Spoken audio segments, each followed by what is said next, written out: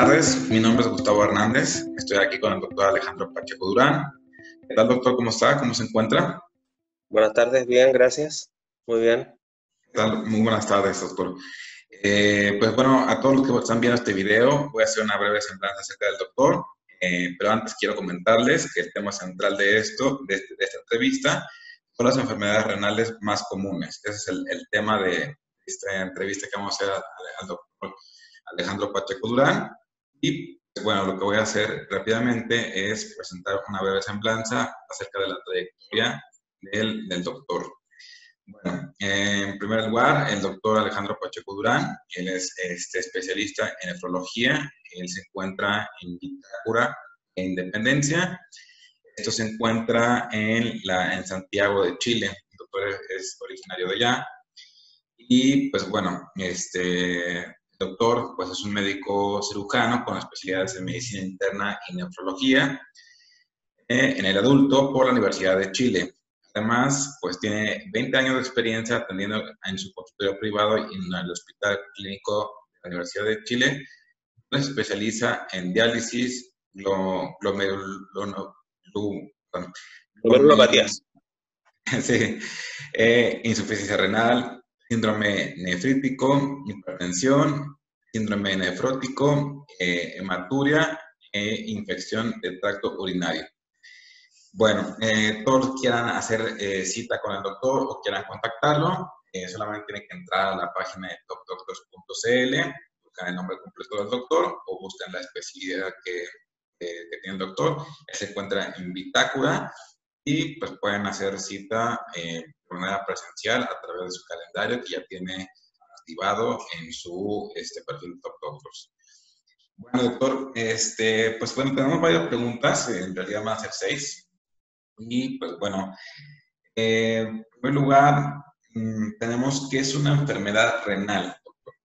¿Quiere quizás explicar de manera general, a lo mejor quizás comenzando como la función de un riñón podría ser, o lo Sí. que usted considere? Una enfermedad renal, ¿no es cierto?, es cualquier perturbación que se produce, ¿no es cierto?, en el funcionamiento del sistema renal. Para eso, antes que todo, ¿no es cierto?, hay que entender que el sistema renal o sistema excretor, como también se conoce, va un poco más allá de solamente lo que la gente considera como que es limpiar la sangre o producir orina, que son como las respuestas que usualmente la gente da. La verdadera función de los riñones, ¿no es cierto?, tiene que ver con mantener la estabilidad de la composición del cuerpo, ¿ya? Lo que nosotros llamamos el medio interno, que está continuamente siendo sometido a variaciones, producto de la dieta, de lo que nosotros comemos, qué sé yo, y los riñones se encargan, ¿no es cierto?, de mantener estable el medio interno nuestro, que es donde ocurren todos los procesos biológicos de nuestro cuerpo. Hay enfermedades, ¿no es cierto?, que son propias del riñón, son enfermedades propias del riñón, y hay otro grupo de enfermedades en las cuales, en realidad, son enfermedades como sistémicas, que comprometen secundariamente el riñón, como puede ser el caso de la diabetes. No sé si se explica ahí más o menos lo que tú preguntas. Doctor, sí, es todo la enfermedad, el riñón como tal, pues usted mejor lo sabe, es un órgano bastante importante para todos y pues la mejor es tener pues hábitos saludables para tener un riñón bastante saludable.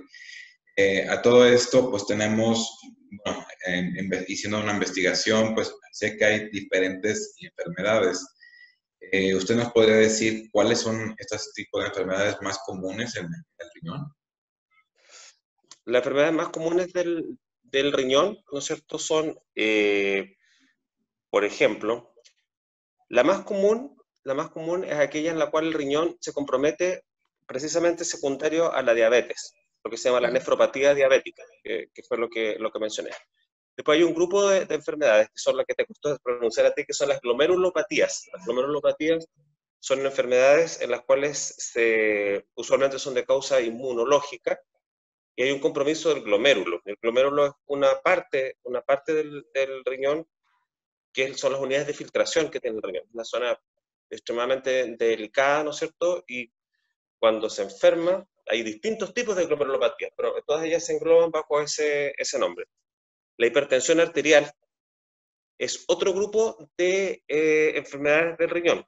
La gente no lo sabe, pero el órgano que controla la presión arterial es el riñón.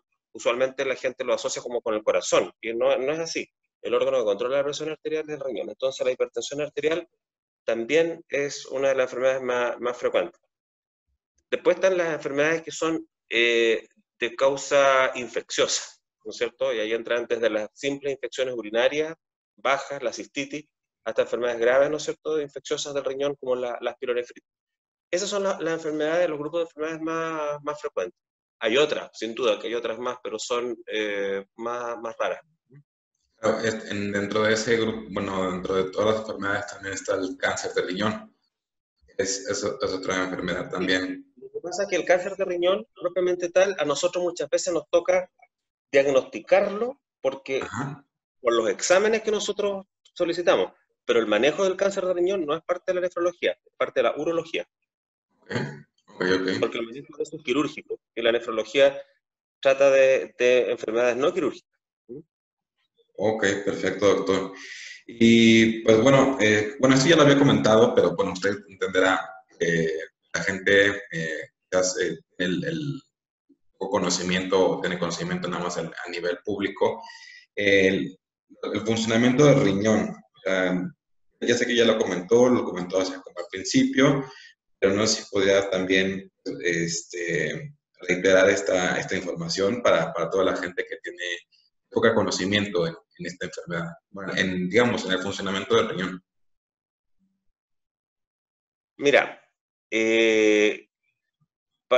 lo que es de importancia para la gente es lo siguiente. Estas enfermedades que comprometen el funcionamiento del riñón, algunas pueden comprometerlo en forma permanente. Una persona que es sana y joven, la suma de la función de ambos riñones nos da un 100%, para que nos hagamos una idea, ¿ya? Cuando hay enfermedades como la diabetes, vuelvo otra vez al tema de la diabetes, o la hipertensión, o la glomerulopatía, que comprometen el funcionamiento de los riñones, la persona ya no está en un 100%, uno dice que tiene algún nivel de insuficiencia renal. Hay distintos niveles de insuficiencia renal. De hecho, hay 5 niveles. Cuando uno llega al 15%, ¿verdad? Eso ya es incompatible con la vida y hay que entrar a reemplazar la función de los riñones, que se hace con diálisis o con trasplante. Por eso que es importante el diagnóstico precoz de estas enfermedades. Primero, para que no se instaure una insuficiencia renal. Y si la insuficiencia renal ya ha aparecido, ella no progrese, ¿no es cierto?, hacia los estadios terminales. Y si ya ha progresado, ser capaz de detectarla a tiempo antes que la persona muera, ¿no es cierto?, y llevarla a diálisis si corresponde. ¿Ya? Muy bien, doctor, muy bien. Claro, o sea, tener riñones, como lo he comentado, pues es un órgano bastante importante que hay que estar atentos ante cualquier síntoma. Pero en ese caso, ¿cómo puedo saber yo, en este caso, si estoy enfermo del riñón? Ya, ese es un problema, la verdad, porque los riñones son órganos que al enfermarse son bastante poco sintomáticos, a diferencia de lo que ocurre con otros órganos, como lo voy a colocar el ejemplo, pulmones y corazón. Las enfermedades pulmonares son bien productoras de síntomas, producen tos, producen, qué sé yo, molestias para respirar. El corazón también produce síntomas bastante precoces, ¿no es cierto? Produce falta de aire, produce dolor, puede producir arritmia. En cambio, el riñón prácticamente no produce síntomas, ¿no es cierto?, hasta que la función renal se ha perdido de forma muy importante. Entonces, ¿qué podemos hacer frente a eso?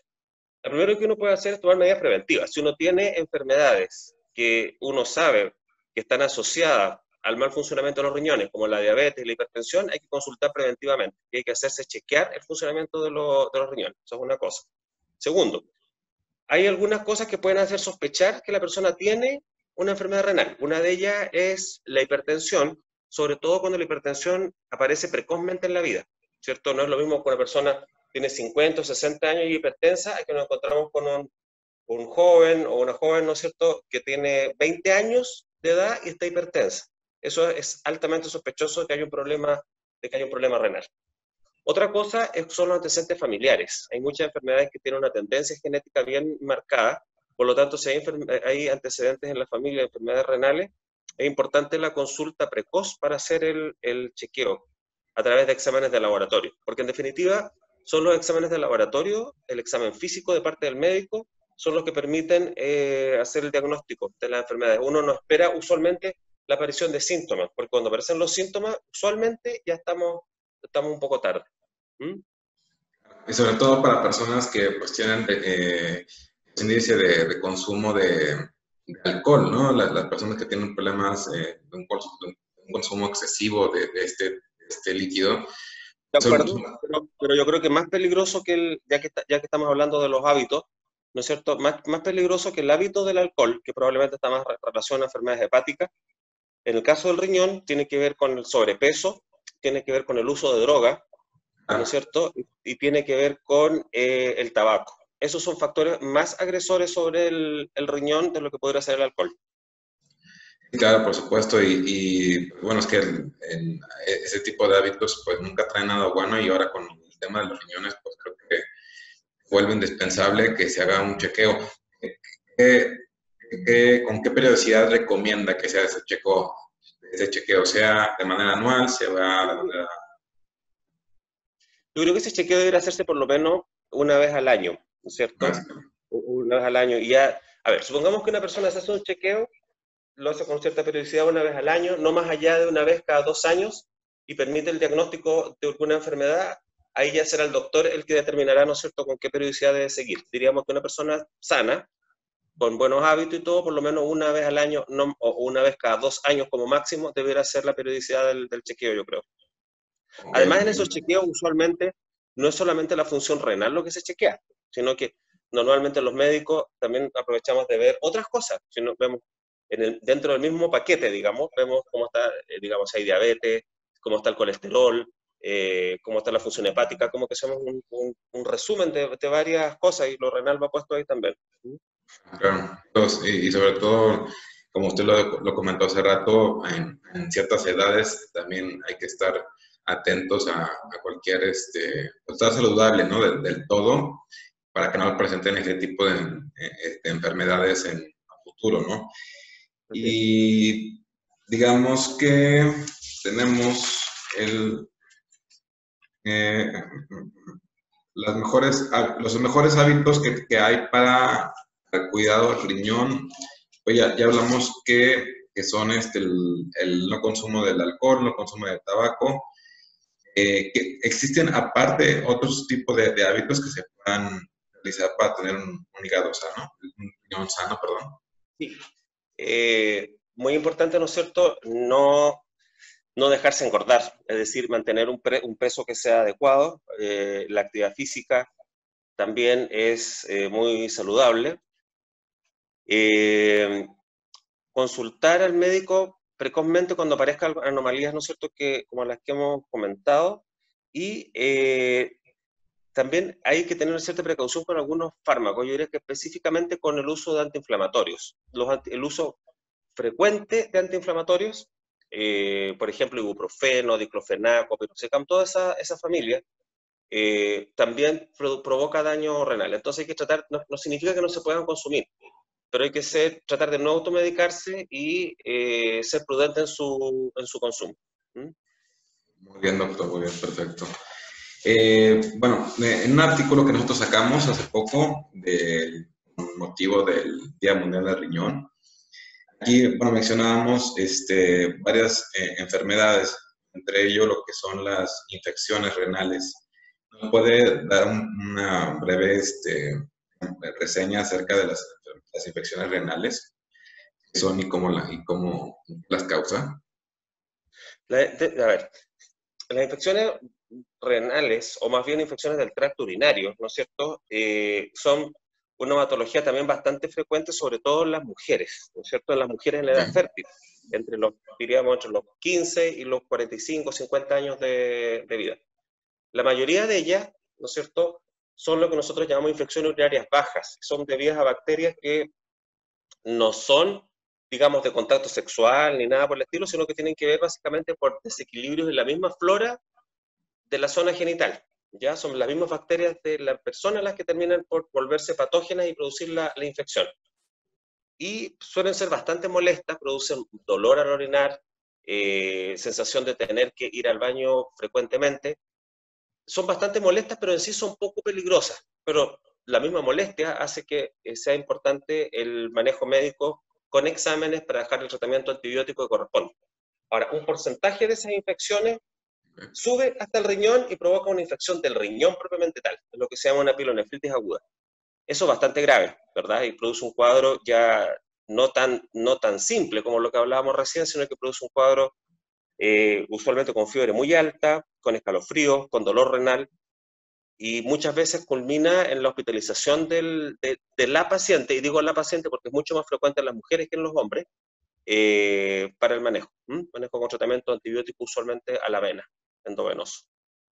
Y sobre todo, bueno, aquí unas preguntas que encontré directamente en el buscador de Google, porque como sabe, la gente pregunta y pregunta varias cosas.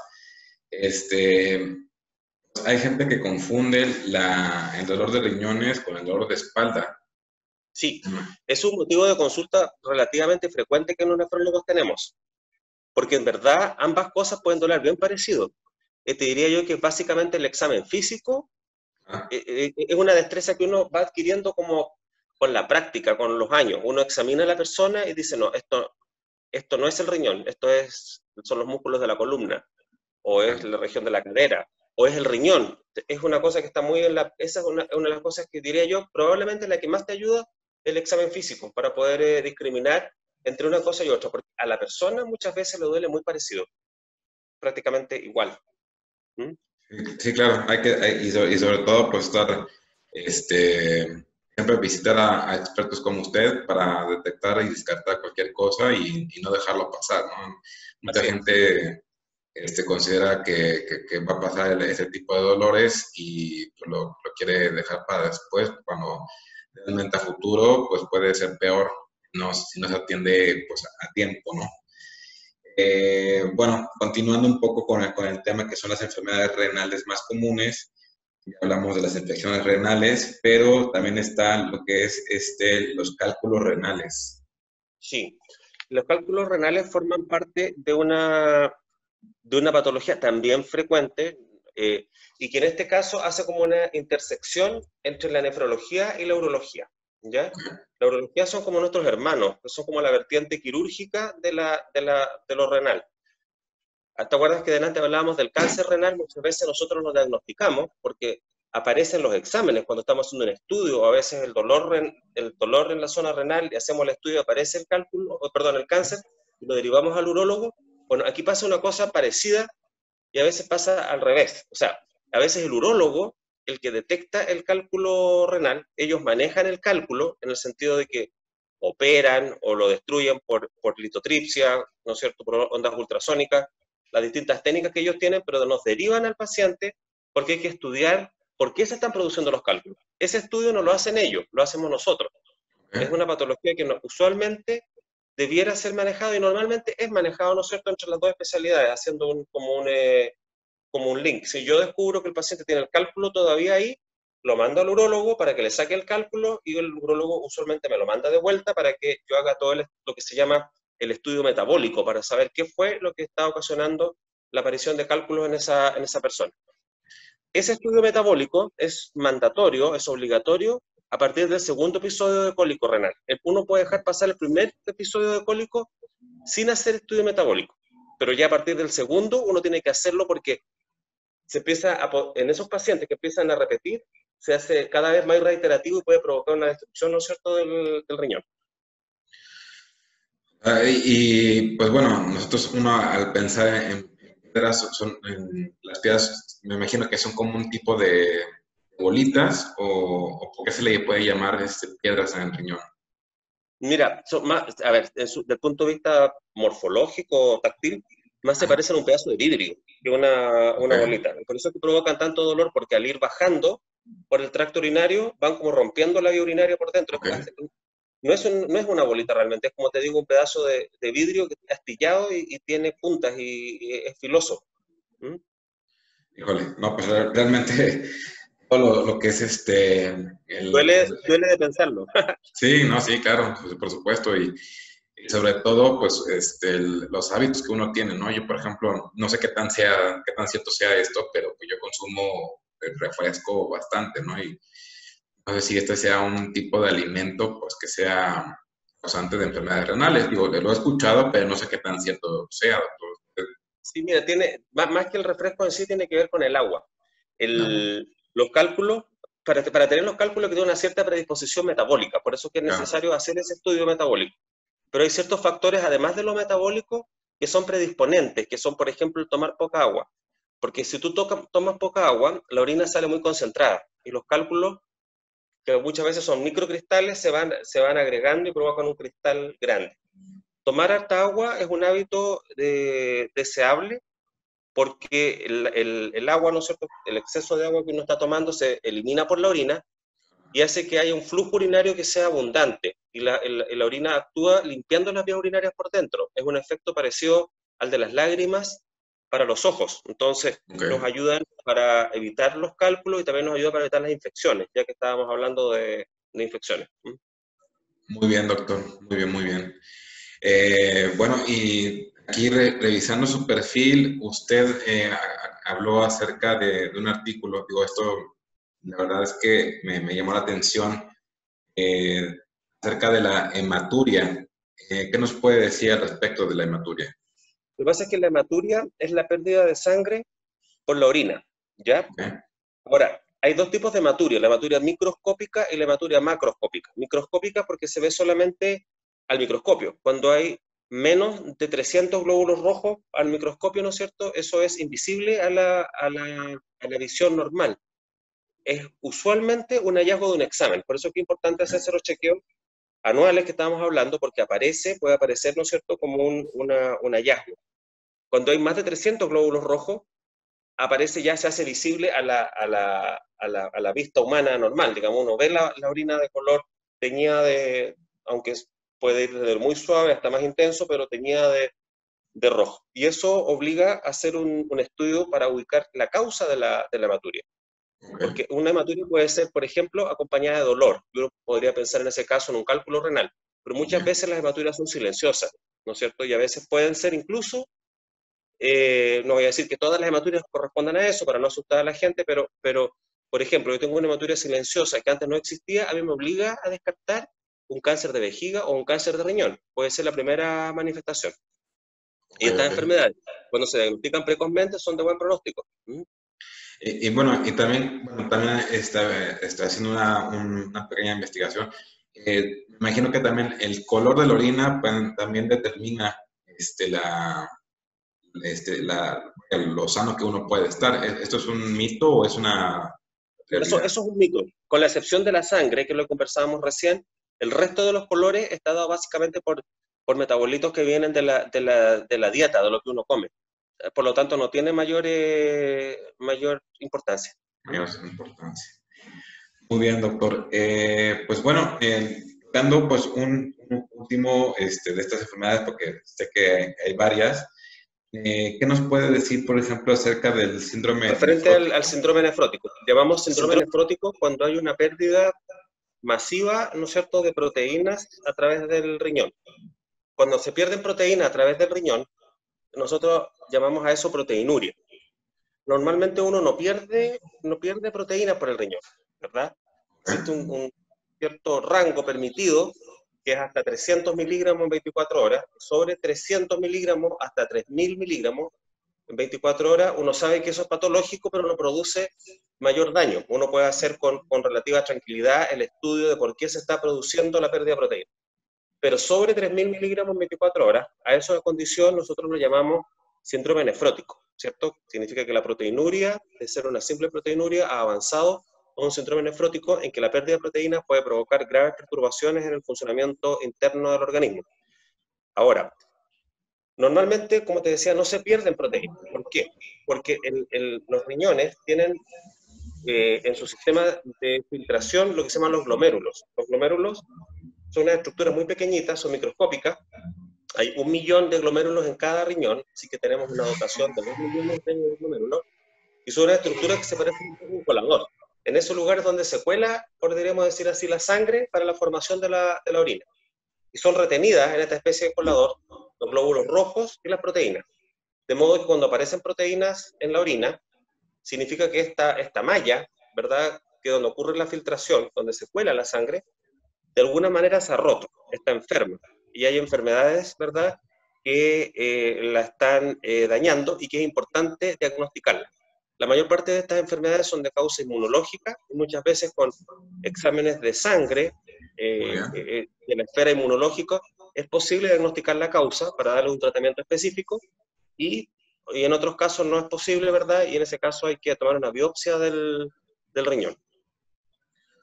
Muy bien, doctor. Pues bueno, ha sido todo esto bastante interesante, la parte de los riñones, pero quiero hacer una pausa solamente para comentar a toda la gente que está viendo este video, que lo va a ver a futuro, que el doctor pueden hacer cita directamente desde el perfil de Top Doctors. Él se encuentra, ustedes pueden entrar directamente a la página topdoctors.cl y pueden hacer cita con él buscando su nombre y pues bueno, a través de citas presenciales, ¿verdad, doctor? Bueno, acerca del riñón, me gustaría, pues no sé, algunas conclusiones quizás generales a la gente que sufre o que más bien no quiere sufrir de ninguna de esas enfermedades. ¿Qué recomendaciones le puede dar para que, pues, bueno, no evite o ya digo, trate de evitar, porque a lo mejor pues, son cuestiones genéticas, enfermedades en el riñón? Yo creo que la principal recomendación es estar atento, es hacerse controlar, hacerse ver. Hay que tener en cuenta que las enfermedades renales aparecieran ser relativamente poco frecuentes, pero la verdad es que son bastante frecuentes, y esta apariencia de poco frecuencia está dada porque el riñón es poco sintomático solamente. Claro. Pero uno trata de que los riñones se mantengan sanos porque una cosa que no debemos olvidar es que, por ejemplo, la diálisis, que ocurre cuando los pacientes han perdido la función renal, es una patología que en todo el mundo desarrollado, el mundo en vías de desarrollo, en Europa, en América Latina, en Estados Unidos, en Asia, donde uno vaya, es una cosa que va en un incremento exponencial, la cantidad de pacientes que está en diálisis. Y esto porque ya muchas veces el diagnóstico se hace demasiado tardíamente. Entonces, Claro. yo creo que la mejor recomendación es estar atento, seguir un poco lo que hemos conversado en este video, ¿verdad? Llevar una vida sana. Si uno tiene antecedentes de enfermedades que se relacionan con el riñón, como diabetes, hipertensión, consultar a tiempo. Si hay antecedentes familiares, hacerse ver. Si aparecen anomalías como la pérdida de proteínas o la pérdida de sangre, ¿cierto? O sea, proteinuria o hematuria, consultar. Esas diría yo que son las recomendaciones que yo podría hacer como para ir cerrando el tema. ¿Mm? Perfecto, doctor. Pues ha sido un placer. Le agradecemos muchísimo que se haya dado su tiempo. Nosotros sabemos que es un doctor que tiene bastante concurrencia con cierta cantidad de pacientes debido a la cantidad de experiencia que tiene. No por nada, usted tiene 20 años de experiencia en las diferentes especialidades que mencionamos. Y pues muchas gracias, doctor. Muy bien, pues. Muchas gracias a ustedes también por la entrevista y el tiempo. ¿Ok? Doctor, Nos estamos viendo. que tenga muy buena tarde. Muchas gracias. Hasta luego. Hasta luego.